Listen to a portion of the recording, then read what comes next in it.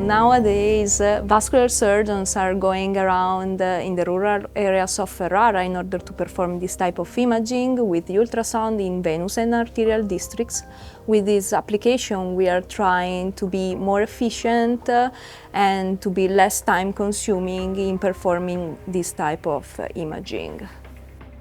We aim to address three different use cases.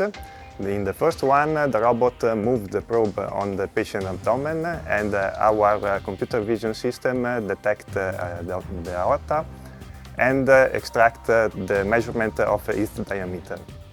Then we move on the neck of the patient, and we are able to detect the carotid and the jugular to extract the profile of the velocity of the blood or to detect possible sign of stenosis.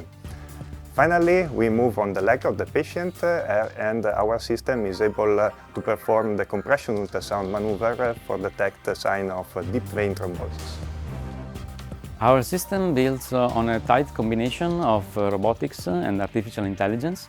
The robot handles the probe, the ultrasound probe, and applies controlled forces on the patients so that high-quality ultrasound images can be acquired.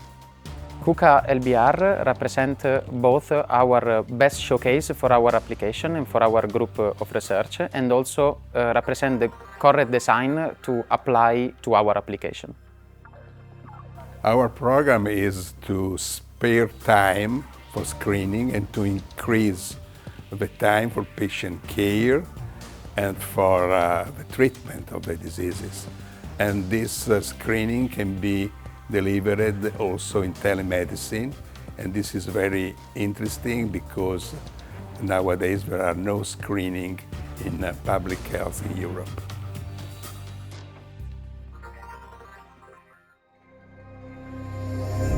Making automation easier.